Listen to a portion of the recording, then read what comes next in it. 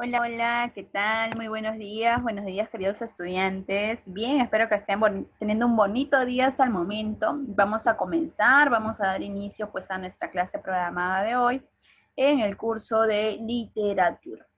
Miren que ya nos falta poquitas semanas, ¿ah? Ojo que siempre cada tema que estamos abarcando pues van de manera correlativa, es decir, siguiendo un orden cronológico, ¿ya? Hoy vamos a hacer referencia pues con lo que refiere al realismo peruano. Nos vamos a centrar netamente en el Perú y cómo se desarrolló por ende esta corriente literaria titulada pues, ¿no? El realismo. Muy bien, vamos a ver, vamos a comenzar por aquí. Ok, buenos días Miriam. Vamos a ver por aquí, ¿no? Me surgió en Francia a mediados del siglo XIX, ya a mediados del siglo XIX, pero al Perú recién va a llegar a finales del siglo XIX, ¿no? Lastimosamente es algo que sucede pues en nuestro país, ¿no? Que los movimientos literarios, las corrientes literarias llegan a nuestro país, pero años después, ¿no? Y el realismo no fue excepción. Autores que resaltaron. ¿Quiénes fueron los autores más abarcados en el realismo peruano aquí en nuestro país? Pues vamos a tener a dos autores más representativos, que son pues no Manuel González Prada y Clorinda Mato de Turner. Correcto, mire, no te preocupes. Perfecto, listo. Ya, entonces vamos a ver, ojo, hasta aquí debes de comprender lo siguiente. ¿En qué años abarcó el realismo? Ya te lo acabo de decir, llegó al Perú fines del siglo XIX. ¿Cuáles son los dos autores más reconocidos dentro del realismo peruano? Son dos, Manuel González Prada y Clorinda Mato de Turner, ¿no? Ya, ajá, vamos a ver aquí, perdón, se ha ido hasta el final las diapositivas. Vamos a retroceder.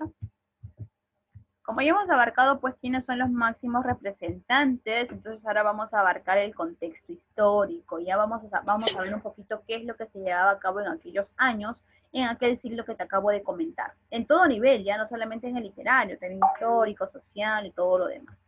Mira, aparece a finales de la guerra con Chile. Nuestro país fue sometido por una gran guerra como fue pues la guerra del Pacífico, la guerra con Chile, que fue pues en el año de 1879 a 1884, y pues nuestro país tuvo muchas pérdidas.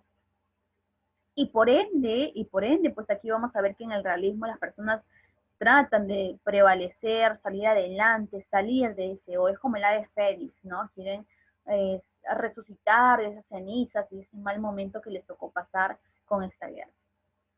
Rechaza el romanticismo, toda corriente literaria nueva que surge, ya siempre rechaza la anterior. ¿Quién fue el anterior antes de abarcar lo que es el realismo? Pues el romanticismo, ¿ya? El romanticismo. Aquí en el realismo se va a oponer al romanticismo. Ya no quiere saber nada de los sentimientos. No, no, no. Ahora en qué se quiere centrar en forma objetiva, se quiere centrar en la razón, en la existencia verdadera del ser. Ya no en los sentimientos, porque muchas veces entre el sentimiento y el cerebro pues hay muchas diferencias, ¿cierto? Ya quieren actuar con mucha más madurez, ver las consecuencias antes de poder actuar. Y por ende, el realismo va a ser objetiva. Siempre cuando te hablen de la razón, cuando te hable de la cabeza, entonces te estoy hablando de manera objetiva. Ya cuando te hablo de sentimientos es subjetivo. Cuando te hablo con la razón, objetivo. ¿Listo? Y pues algo que también tenemos que tener en cuenta es que van a incorporar temas concretos de la realidad, propio de ese entonces. Vivíamos o habíamos pasado pues por una gran guerra. ¿Cómo crees que se van a sentir los pobladores? ¿Cómo estaría su nivel socioeconómico, su nivel intelectual, su nivel social? Todos los temas relacionados a aquella realidad la van a abarcar aquí en sus obras literarias. ¿Cuáles son las características que posee pues el realismo peruano? Primero, son objetivos. ¿Qué significa objetivo? Que te va a describir la realidad tal y como es. No te va a cambiar nada, no te va a maquillar nada para que se vea más sublime, más bonito, menos grotesco. No, no, no. Si las cosas son duras, te las van a decir con el fin de que tú pues puedas analizarlas y puedas hacer diferentes acciones para poder mejorar aquello. Siguiente característica, rechazo de lo pasado, prefiere lo contemporáneo. Yo no quiero abarcar lo mismo, ya aquí en el realismo se cansaron de siempre abarcar temas clásicos, temas comunes. No, no, no. Quiere abarcar lo actual, se centra en sus sociedades entonces, quieren modificar, cambiar, abarcar nuevas cosas. ¿Y cuál es el propósito que plantean las obras dentro del realismo peruano? Va a ser un propósito moral y social. ¿Qué significa un propósito moral? Que quieren, mediante estas obras, darte a conocer que tú debes de cambiar tu forma de pensar, tu forma de actuar. Y por ende, ¿a qué va a contribuir? A que las personas pues quieran mejorar su sociedad, quieran intervenir, realizar acciones que les permita llegar a alcanzar una mejor calidad de vida, ¿no? Siguiente característica que vamos a observar en este tipo de literatura pues es el nacionalismo agresivo. ¿Qué es el nacionalismo? Pues es el fervor, el amor que tú sientes por tu país, y en este caso pues específicamente el Perú, ¿cierto? Pero ¿por qué va a ser agresivo? Porque habíamos sido golpeados de una manera muy profunda con aquella guerra del Pacífico. ¿Se imaginan ustedes que gran parte de los varones sean obligados a asistir a aquella guerra? ¿Cómo te sentirías tú sabiendo que papá o hermanos puedan fallecer en aquella guerra? Cuando pues los mercados tú ibas y entraban en crisis, todo empezaba a subir, ya no había ingreso de productos, así como lo que estamos viviendo parecido hoy en día en la pandemia, ¿no? Todo ha subido, toda la vida ha cambiado. Lo mismo, ¿no? Entonces vamos a ver que pues las personas en ese entonces hay que comprenderlas, pasaban por momentos duros y por ende manifestaban pues, ¿no? El nacionalismo pero de manera agresiva, ya querían pues acabar con aquella guerra, terminarla y que pues no pasaran cosas semejantes a ellos porque traían consecuencias muy negativas. Y por último tenemos ahí la preocupación por la renovación del país. Claro, las cosas ya habían pasado, ya la guerra había terminado o estaba terminando. Era momento de renovarnos, era momento de salir de aquellas cenizas, de aquellos malos momentos, emprender nuevas cosas, buscar la mejoría, la reactivación en nuestro país. Era como una pandemia, ¿no? Mira, por ejemplo, hoy en día, ¿no? Hoy en día creo yo que todas las familias, o la gran mayoría de las familias peruanas, nos hemos visto pues dificultados, nos hemos visto presionados por esta pandemia, en el nivel socioeconómico, en el nivel educativo, en el nivel social, en el nivel político, en todo aspecto, ¿cierto? Entonces ahora nosotros, ¿qué nos queda? Pues preocuparnos y buscar renovar nuestro país. Ahorita en estos momentos nuestra economía, pues, para nada se está incrementando o elevando, todo lo contrario. Entonces, ¿nosotros cómo podemos contribuir? ¿Qué debemos de hacer? Pues renovarnos. Si ustedes tienen algún negocio o pues justo antes de la pandemia habían emprendido algún tipo de negocio, pues hay que renovarse. No hay que quedarnos tristes en casa, desilusionados por lo que estamos pasando, no. Hay que buscar nuevas formas de vivir, ¿no? Por ejemplo, en el ámbito educativo, toda la vida, al menos hasta donde yo tengo uso de la razón, pues siempre la educación ha sido presencial, ¿no? En el caso de ustedes, primaria, secundaria, ¿no? Ya capaz en los ciclos posgrados, maestría, doctorado, ellos sí, pues no son semipresencial, virtual, ellos sí, pero en primaria y secundaria casi siempre ha sido así, ¿no? Presencial. Y ahora pasar a una modalidad de virtual, eso tú tienes que hacer, adaptarte. No es que, ay, qué difícil, ¿cómo se usará? Yo no sé, yo no puedo. No, ¿cierto? Tenemos que poner de nuestra parte para pues poder adaptarnos a lo que nos ha tocado vivir y salir adelante. Total, al fin y al cabo las cosas van a pasar, pero en ello tú tienes que sacar siempre lo mejor. Llévate las mejores enseñanzas, ¿ya? Entonces, muy interesante, muy parecido a lo que vivimos hoy en día. Y bueno, como te comenté, en una de las primeras diapositivas, pues vamos a hablar de dos autores muy importantes aquí en el realismo peruano, que es Manuel González Prada y Florinda Mato de Turne. Vamos a comenzar con Manuel, ¿ya? A Manuel se le consideraba el sibarita. ¿Qué significa la terminología sibarita? O sea, que él era muy renegón, una persona en la cual, pues, siempre cualquier cosa que le decían, una broma capaz fuera de tono, o escuchaba algo que no les gustaría que a él le diga, él siempre estaba ahí repulsivo, era muy enojón, ¿no? No tenía correa ancha, como se dice, ¿no? Siempre estaba ahí respondiendo. Él tuvo muchas confrontaciones con muchos autores de aquellas épocas. ¿Por qué? Porque pues si no les gustaba cómo pensaban, ¡fum!, los refutaba. Y no les importaba que al momento de refutar los dijeran con nombre y apellido. No, no, no, él era siempre bien directo. Todo te lo decía de frente, ya sin ambigüedades, sin nada, sin caretas, ¡fum!, de frente, así, ¿no? Y también pues le pusieron otro sobrenombre, otro seudónimo, que es el apóstol de la muerte, ¿no? Porque realmente lo que nos ha dado a conocer son términos muy, muy avanzados para ese entonces. Y decirlo todo así al frío, a veces duele, ¿no? Que te digan la verdad en la cara, duele, ¿no? Entonces por eso lo comentaban o lo conocían como el apóstol de la muerte. Mira, acá está una de sus frases, ¿no?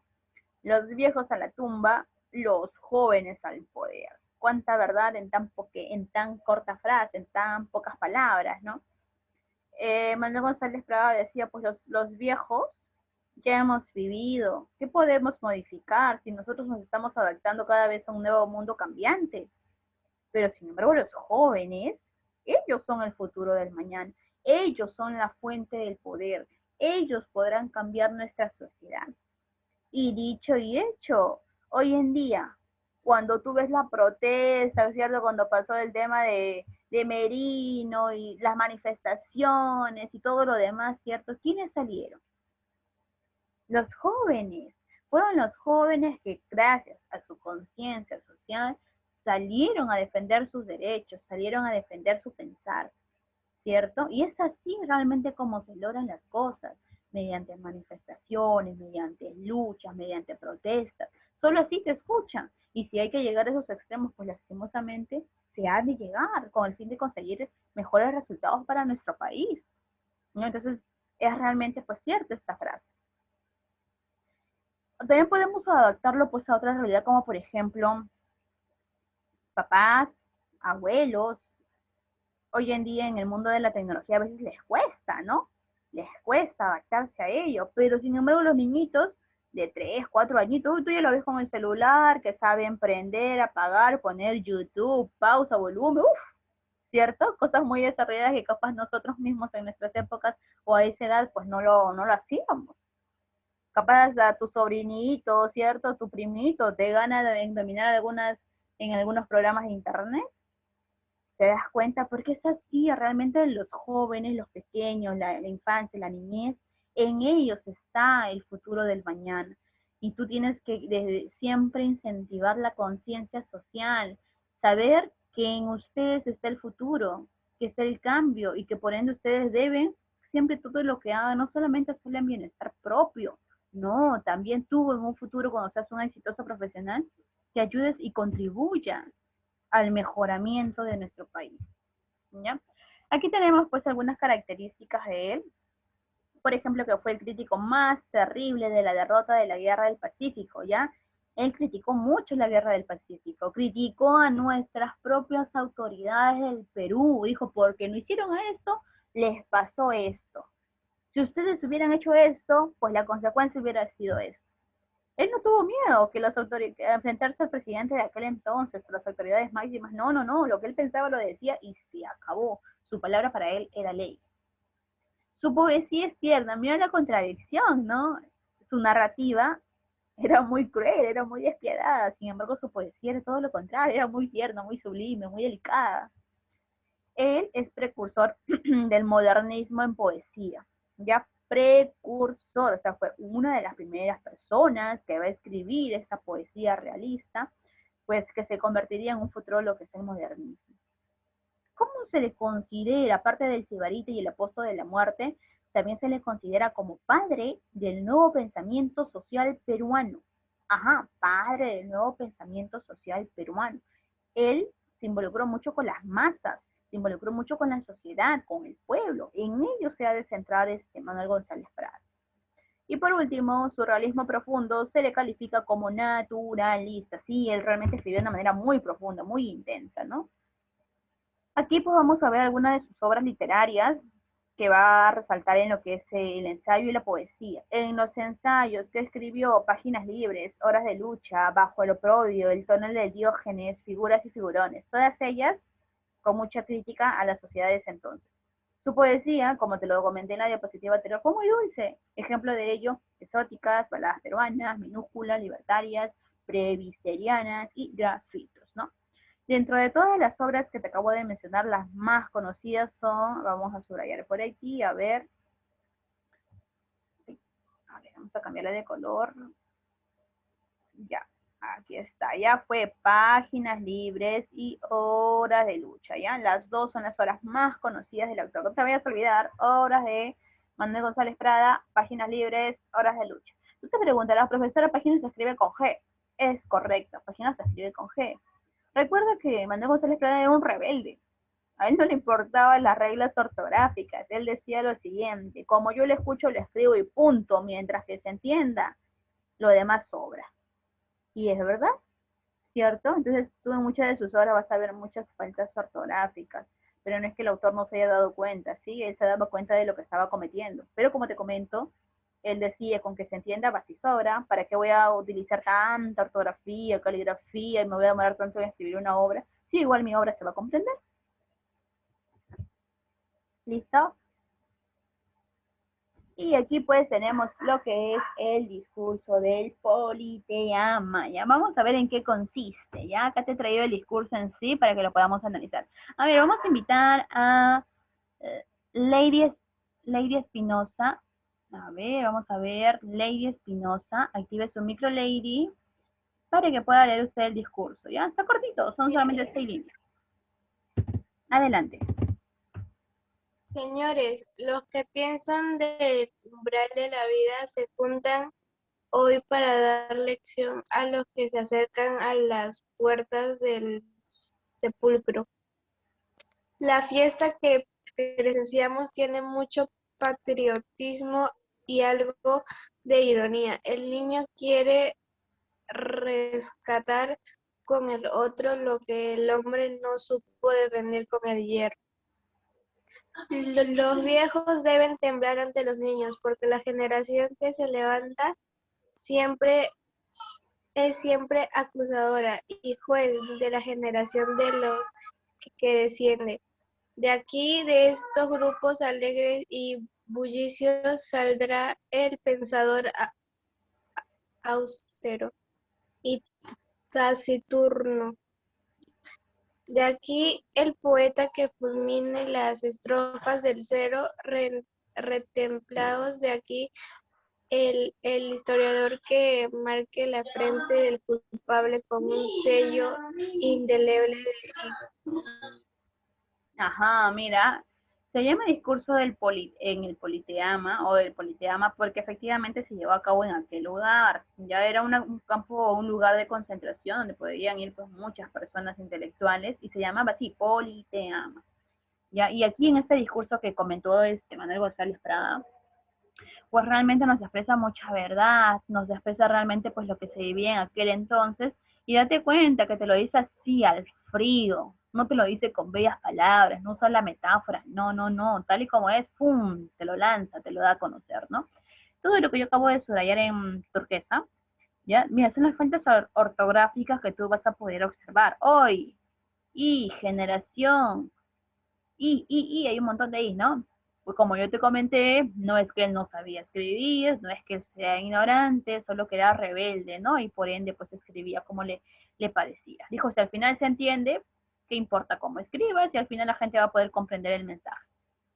¿No? Listo, ahora sí, vamos a hablar pues referente a Clorinda Mato de Turnes. Ojo, ya estamos pasando a otro autor, ¿ya? El primero fue Manuel González Prada y ahora vamos a hablar de Clorinda.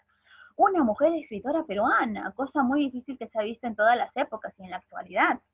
Si tú, por ejemplo, analizas a nivel mundial, los escritores siempre casi son varones, ¿cierto?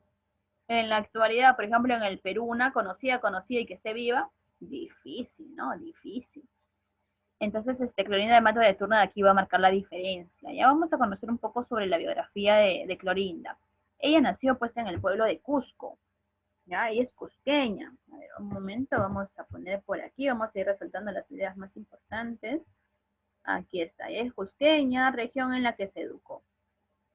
Se casó con un norteamericano en 1871, pero lastimosamente Clorinda va a quedar viuda y entrar en un periodo de dificultades económicas, se trasladó a Arequipa, donde se dedicó al periodismo, ¿ya? Ella se había casado con un hombre norteamericano, muy bueno él, siempre le apoyó en el mundo literario a ella. Lastimosamente su esposo fallece por causas de enfermedades naturales que le es propio del ser, y pues ella tiene que buscar la forma como sobrevivir. Su economía pues cada vez iba disminuyendo, todo lo que le había dejado su esposo no era suficiente para poder sobrevivir durante muchos años más. Y por ende pues ella decide viajar, dejar su Cusco natal y viajar pues a Arequipa a emprender lo que es el periodismo. Y le iba muy bien, ¿ya? Pero antes de continuar, quiero comentarte que referente a la educación de Clorinda, antes se pensaba que solamente los varones se podían educar. ¿Y cómo hizo Clorinda para poder educarse y poder ser una literata muy importante en ese entonces? E incluso trabajar en el rubro del periodismo. A ver, te comento. Ellas se las ingeniaban, ¿ya? Entonces, como solamente pues dejaban ingresar a los varones, dice que ella pues, como era en sí, es una mujer robusta, gruesita, ¿ya? Entonces, dice que en los senos se ponía pues los trapos bien apretados para que no se den cuenta. El cabello lo tenía cortito y parecía un varón. Y es así como pudo pues educarse por muchos años, hasta cuando pues es descubierta y al final tiene que huir porque pues obviamente no se lo iban a permitir, ¿no? Pero así como ella, hubieron muchas otras mujeres también, ¿no? Que querían educarse, querían salir adelante, querían ejercer alguna profesión. Lastimosamente la sociedad de ese entonces no se los permitía, ¿no? ¿Qué más tenemos que saber acerca de Clorinda Mato de Tournier? A ver, vamos a meter a tu compañera. Ya está. Dice, tras la guerra con Chile, fue a vivir a Lima. Mira, de Cusco se fue a Arequipa y de Arequipa luego viaja a Lima. Pues Lima siempre se le ha considerado como un lugar donde pues vas para sobresalir, ¿cierto? Muchos, en la actualidad también pensamos así muchos, ¿no? Que capaz estén en Lima, se encuentran los mejores lugares para estudiar, hay más trabajo, más oportunidad laboral. Todo llega primero a Lima y luego a los demás lugares, ¿cierto? Dice que allí va a empezar lo que son sus tertulias y círculos literarios. ¿Qué son las tertulias? Es cuando tú te reúnes con personas intelectuales para abarcar temas intelectuales, pues. Ya en este caso, Clorinda se hacía sus tertulias, sus círculos literarios con otros literatos importantes de Lima, y entre ellos compartían conocimiento, ¿no? Qué interesante, imagínate a todas esas personas que les guste la literatura y que todas ellas compartan ideas, opiniones, qué debemos de modificar, qué debemos abarcar, qué te parece esto. Todos entre ellos se aprendían, pues, unos de los otros. Luego, pues como aquí, pues ya en Lima ya estaba ejerciendo lo que es la literatura en sí, publica sus dos volúmenes, que son Las tradiciones cusqueñas y Leyendas, publicada en 1883, y el segundo volumen en 1896. Ojo, tradiciones cusqueñas, no te confundas con tradiciones peruanas, ¿ah? Las tradiciones peruanas corresponden a Ricardo Palma, ya a Ricardo Palma. Ella toma como referencia las tradiciones peruanas de Ricardo Palma para luego, posteriormente, después de haber leído a este escritor, ella pueda abarcar las tradiciones cusqueñas, que efectivamente, como te lo dice el título, pues son tradiciones centradas netamente hacia su lugar de origen, que es el Cusco, ¿no? Ella dirigió el Perú Ilustrado. El Perú Ilustrado pues era un diario, una revista muy importante en ese entonces, y mira, era la que dirigía, ¿no? Mira cómo esta mujer pues siempre imponía su palabra, siempre se hacía respetar y logró grandes cosas, y es lo que debemos de abarcar también en la actualidad, ¿no? Luchar cada día por una sociedad más justa, más ecuánime, más equitativa, sin importar el género, ¿no? Sus actividades políticas le obligaron a buscar el exilio en Buenos Aires. Eso es lo malo de los escritores, ¿no? Que muchos de ellos se integran al mundo político. Y Clorinda lo hizo. Cuando tú te metes en política, en ese entonces, por ejemplo, ¿ya? Tú apoyas a tal partido, ¿no? Tu partido no llega al poder. Cuando el enemigo llega al poder, siempre te quieren atacar, te quieren destruir. Como nunca los apoyaste, como siempre fuiste su contrincante, te quieren eliminar. y a ella pues la van a exiliar. ¿Qué significa exiliar? La botan del país, la botan del Perú. ¿A dónde se va? A Buenos Aires. Y pero allí no fue algo trágico para ellos, no, no, no, todo lo contrario. En Buenos Aires, Argentina, pues no, fue un lugar de mucho aprendizaje y ella siguió allí abarcando lo que es el periodismo y siguió creando más obras literarias, ¿no? No fue un paso para truncarla, para nada, ¿no? Todo lo contrario, aprendió muchas cosas más en aquel país. Bueno, a Clorinda Manto de Turner se le considera como novelista, tradicionista, ensayista, autora de la famosa obra Aves sin nidos, y que vamos a ver hoy, y que justamente también es la tarea que te he dejado en Classroom, ¿ya? Que tienes que hacer un comentario de qué te parece la obra leída. Esta obra Aves sin nidos, pues se publica en el año de 1889, es la novela peruana, cuenta la historia más leída y más traducida dentro del siglo XIX, ya, del siglo XIX, así en aquel entonces. Ya mira, vuelvo a repetir, la novela Aves sin nidos fue la novela más leída en el siglo XIX y más traducida. A ver, pregunta, vamos a ver quién sabe la respuesta de la siguiente pregunta. ¿Tú sabes cuál es el libro más leído y más traducido a nivel mundial? Mundial. A ver, tiene que ver con algo religioso, que yo sé que capaz en casita también lo tienes. Empieza con B y termina con A, que te habla de la vida cristiana, la vida de Jesús, el antes y después de ello. A ver, ¿alguien sabe la respuesta? ¿Cuál será que el libro más traducido a nivel mundial? Mundial. ¿La vi? A ver, pueden activar sus audios, pueden también participar mediante el chat. Claro, ¿no? Muy bien. La Biblia, ya. La Biblia es el libro más traducido a nivel mundial. El segundo, ¿cuál es a nivel mundial? La obra del ingenioso Hidalgo Don Quijote de la Mancha, ¿ya? De Cervantes.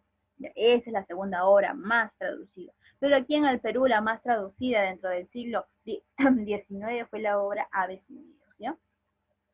Es un ejemplo de la corriente indianista, una visión filantrópica, sentimentalista y compasiva. Bien, dentro de otras obras que podemos abarcar de Clorinda es Herencia, Índole, Tradiciones Cusqueñas y Aves sin nidos, ¿no? De estas cuatro que te acabo de colocar allí, hoy vamos a abarcar, a tratar, a profundizar acerca pues de Aves sin nidos, obra publicada en 1889. Ya, entonces vamos a iniciar entonces. Mira, concéntrate, ¿ya? Concéntrate para poder comprender esta obra. Siempre en toda literatura que vayamos a abarcar, en las distintas corrientes que vayamos a abarcar, tú tienes que centrarte en el autor y ese autor qué obra escribió, cuál es la más importante. ¿De chicos? Por ejemplo, ¿no? La semana anterior, cuando hemos hablado acerca pues de la literatura quechua, ¿cuál es la obra más importante? Ollantay. Dentro de la literatura de la emancipación, cuando abarcamos a Mariano Melgar, los escucharon, vieron el video que yo grabé, ¿cierto? En esa semana. Ajá, ¿cuál es la obra más importante? Pues Los Yarabís. No, justo esa pregunta le vino en la tarea, ¿no? ¿Te das cuenta? Entonces, aquí, Clorinda Mato de Turner, ¿cuál es su obra más importante? Aves sin nidos. ¿Y en qué consiste? ¿Qué trata? ¿Qué abarca? A ver, me dice, vamos a tener dos personajes principales, ¿ya? Los voy a subrayar. Tenemos a Margarita y a Manuel. Margarita y Manuel eran dos jovencitos, ya indígenas ellos, con padres indígenas, que vivían pues en un pueblo dentro de la sierra, un pueblo pequeño, llamado Quilla, ya, llamado Quilla. Mira, escucha, Margarita pues tenía a su padre, o el que ella pensaba que era su padre, ¿ya? ¿Quién va a ser? Pues el indio Yupanqui. El indio Yupanqui. Entonces, pues este indio Yupanqui pues se había casado con su mamá, tenían otros hijitos más también, pero en ese entonces habían personas dentro del pueblo pues que se creían que tenían mucho poder y empezaban a matar a los indígenas porque sentían que los indígenas eran una raza repulsiva, una raza inferior a ellos. Y es así que matan a los padres de Margarita, ¿ya? Matan a los padres de Margarita. Manuel Manuel, que es el joven del cual está enamorado Margarita, pues vivía solamente con su mamá era una madre soltera, él nunca supo quién era su padre, hasta que un día pues se da con la sorpresa de que su padre era un párroco llamado Pedro Miranda y Claro. Tú te preguntarás, ¿cómo un párroco puede procrear hijos? Sí, pues no, lastimosamente, aquí nos cuenta en esta historia pues cómo este párroco abusaba de las mujeres de ese entonces, ¿ya? Lo que sucede cuando Margarita pues pierde a sus padres, ella tiene que partir de ese lugar, ya no puede estar en Quilla, ella tiene que buscar la seguridad de ella y de sus hermanos. Es por eso que ella se va a ir con su madrina era una señora que provenía de Lima, ¿ya? Y era una señora muy buena, que siempre la quiso y que estaba dispuesta pues no a hacerse cargo de las niñas. Pero antes de fallecer la madre de Margarita, ella le confiesa una verdad a la madrina de Margarita. ¿Y qué le dice? Margarita no es hija de mi esposo Yupanqui, no. Ella es producto de una violación. Ella es hija de Pedro Miranda y Claro. Y entonces la madrina no sabe qué hacer, porque ella está a punto de llevarse a Margarita y sus hermanas a Lima, pero ella sabía que Margarita estaba enamorada de Manuel. ¿Cómo dejaría a Manuel así en la nada?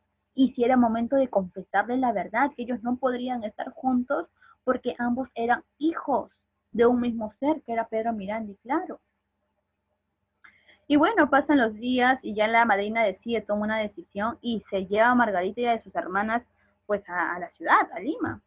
Pero tiempo después, adivina quién llega a la casa de la madrina. Llega Manuel. Él había emprendido todo un viaje, el pobre jovencito, desde aquí llega hasta la ciudad limeña, en busca de Margarita, porque pues quería casarse con ella, quería ir a pedir la mano de ella. Y cuando pues la madrina suscita esta situación, decide confesar la verdad. Y en ese momento le confiesa de que Manuel no puede estar con Margarita, porque ambos son hermanos. Y bueno, estos jóvenes quedan desconsolados, saben que su amor no se puede dar, es un final trágico, es un final triste, ¿no? Y que justamente pues de allí deriva el nombre de esta obra, ¿no? Aves sin nidos. Vamos a ver que este título es muy metafórico. Aves, porque tanto Margarita y Manuel pues son como esas aves. ¿Y por qué sin nidos? Porque se encuentran desamparados, porque se encuentran con muchos obstáculos dentro de la vida que no les permite concretar su amor. Margarita y Manuel, al final de la obra, no están juntos, se separan para siempre. Mira todo lo que provoca, ¿no? Lo que provocó este hombre, el párroco Pedro Miranda. Y lo peor que Pedro Miranda, claro, todavía estaba vivo, ¿no? Estaba vivo, y pues no, él nunca se hizo cargo de estos jóvenes. Y así como esas mujeres las engañó a muchas otras también. Las violaba, las dejaba con hijos y con él no era el problema. Él nunca se hizo cargo de ningún hijo. Dato pre, me dice, la novela precursora del realismo en el Perú y la primera en plantear el tema del indigenismo y su proyección social fue esta obra que hemos abarcado el día de hoy, Aves y Nidos. ¿Y qué hace, qué me abarca? Hace una denuncia de la explotación de los indígenas. Claro, mira cómo explotaban a los indígenas, cómo mataron a los padres de Margarita, simplemente por ser indígenas. Ellos eran personas honestas, ellos nunca hicieron nada en contra del resto. No, no, no, solamente los matan por llevar sangre indígena, nada más. Y también me habla, ¿qué cosa? De los más oscuros problemas del abuso sexual de las mujeres. ¿Por parte de quién? Por parte de los sacerdotes. Antiguamente existían muchos problemas referentes a ello, donde personas relacionadas a la iglesia y que pues aparentemente pues son personas respetadas, personas que sirven a Dios, ¿no? Mira cómo cometían en esas épocas tantas cosas catastróficas, como el hecho de violar a mujeres, obligarlas a tener relaciones sexuales, procrear hijos y dejarlos abandonados. No era propio de aquella época. Escandalizada por esta obra, la autoridad eclesiástica persiguió a su autora. Mira, ¿quién persiguió? Persiguieron a Clorinda Mato de Turner, y es una también de las causas por la cual la botan del país, la botan del Perú y ella tiene que irse a Argentina. ¿Por qué? Porque dijeron que su obra es un caos. ¿Cómo puede atentar contra las personas de la iglesia, contra las personas eclesiásticas? Y aparte de ello, prohibieron su libro, dijeron que no se iba a reproducir. Pero ya el libro se había reproducido, pues, y hoy en día llegó hasta nuestras manos, ¿no? Muy bien, chicos, entonces, pues, Hasta aquí hemos concluido el tema abarcado el día de hoy. Un tema muy interesante. El realismo peruano, pues como su propio nombre lo dice, ¿no? Abarca la realidad, sin ambigüedades, sin caretas. Y es muy interesante porque te permite conocer cómo se vivía en aquel entonces, cuáles eran las deficiencias y qué se podía hacer para mejorar, ¿no? Hemos abarcado dos grandes autores, a Manuel González Prada, con sus obras más importantes como es Páginas Libres y El discurso del Politeama. Y hemos hablado también acerca, pues, ¿no? de Clorinda Mato de Turner y la obra más importante de ella, que es Aves sin nidos. Bien, aquí en este momento te estoy mostrando, pues, la actividad que está quedando programada. Recuerda que la tarea, la diapositiva y el video de esta clase, pues, vas a encontrarlo en Classroom, ¿no? Y la actividad que queda pendiente es que ustedes van a realizar un comentario personal referente a la obra. ¿Qué opinas? Cuando te digo tu comentario personal es lo que tú piensas. ¿Ya? Pero sé crítico, sé reflexivo, abarca varias líneas para que tengas una mayor calificación. Por ejemplo, ¿no? Puedes comentar, ¿no? La hora vecinida me pareció muy interesante porque pues me demuestra temas muy importantes que se vivieron en aquel entonces, se viven en la actualidad y pues nos deja grandes reflexiones para poder nosotros mejorar, para poder cambiar esas discriminaciones que se hacían antiguamente antes de los indígenas y hoy en día también se viene aplicando distintos tipos de discriminaciones y a lo que se puede conllevar, ¿no? Es momento de tomar conciencia por este y el otro motivo para evitar esto y lo otro, ¿no? ¿Te das cuenta? Realiza un comentario, pero un comentario bien sustentado, ¿ya? Muy bien, chicos, ¿han comprendido el tema? ¿Hay alguna pregunta? A ver, Lady, Maricielo, Miriam, ¿vamos bien hasta ahí, chicos? ¿Hay alguna pregunta referente al tema? No, mi. Ah, perfecto. Entonces, me despido, chicos. Cuídense mucho. Nos estamos viendo hasta la próxima semana. Ya nos falta muy poquito para poder culminar el ciclo de recuperación. Y en la otra semana estamos culminando, ¿ya? Entonces, a hacer las actividades, a hacer las tareas, a no descuidar. Nos falta muy poco. Y las actividades son sencillas, son cortas. De chicos, cuídense mucho y nos estamos viendo hasta la próxima semana. Que tengan un lindo fin de semana familiar. Chao chicos, cuídense mucho. Chao, chao.